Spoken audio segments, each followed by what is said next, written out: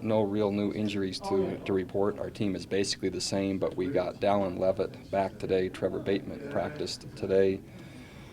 Let's see, who else? Eric Thornton practiced today in the secondary, so 3 corners that helped in terms of practice. And Mike Haig practiced some today as well. Mike Davis being brought over as well? Mike Davis came over on Saturday, if I remember right. Might have been Friday afternoon. And is learning, certainly can run, has nice size. Currently is backing up Rob Daniel. Based on how that looks, we'll decide how that continues, but the early reports are he looks good. Had a pick today? He did, and there's discrepancy whether he knew the offensive play by looking at the card. I'm just saying it was a nice play, but it'll probably be 50-50 as you talk to the team about that. Who's Khalil Bell? Yeah, so we because of some season-ending injuries that we've had a number of players added. We've added, for lack of a better term, Johnny Rugby.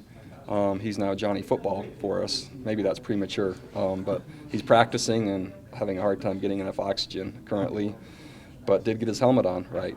Hasn't had full pads on yet, but Khalil Bell was a player we're going to add as a scout team running back on the 123s out from Georgia, but he was already in town and training, and we were looking for corner types, and so he's helping us practice there. And then we added Luke Nelson back, which was a receiver for us before his mission, and so when we moved Michael Davis to defensive back, then he filled that spot, so kind of the waiver wire is active here at BYU. Is Fuzi going to get in this season or with you in 105? That's a great question. I would have thought it was at least a week ago by now. Late signs are yes. When, I can't tell you. Peoples and new two got in there for some good reps. Can you assess how they're doing and how they're going? Well, they're learning. Their pads are really high. They have a hard time making it through drill work. They're still learning their assignments. They're really tired and not playing hard enough, but they have some potential. The tempo seemed like it was very fast on the offensive end from what we saw today.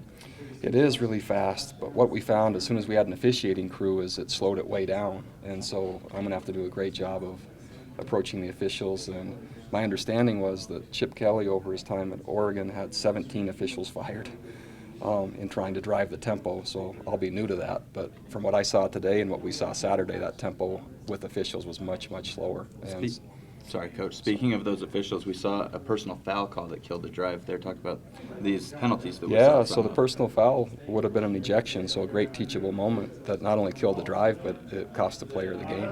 And so, yeah, it was good to have him. Has there been any separation in the kicking game at all? Justin Sorensen is emerged by, I would say, 12 to 15 percentage points in a pretty short amount of time. So he's, as we keep applying pressure, he's being more and more consistent. Can you update Adam Hogan from last week? Adam Hogan, 3 of the 4 quad muscles torn, 3 to 4 weeks.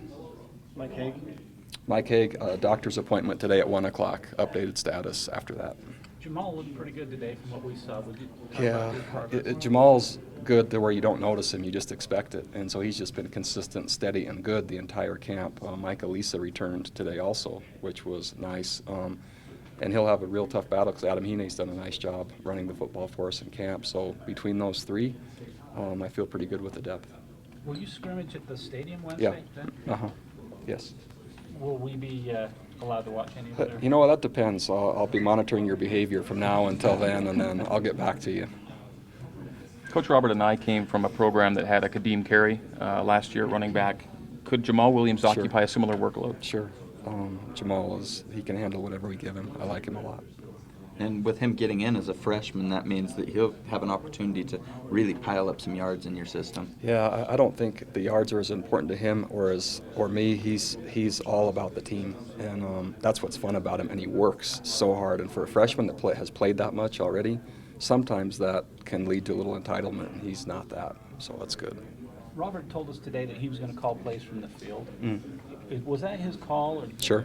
It was No, it's his call. Jason Beck is really skilled from up above, and as a quarterback coach, and he's also very cerebral and good with numbers and situations and managing 2-minute and et cetera and timeout management. So that combination, I think, will be a good one for us. And Robert is driving kind of the work capacity and the standard of what that looks like, and so it'd be good to have him, I think, security-wise and motivation-wise on the field.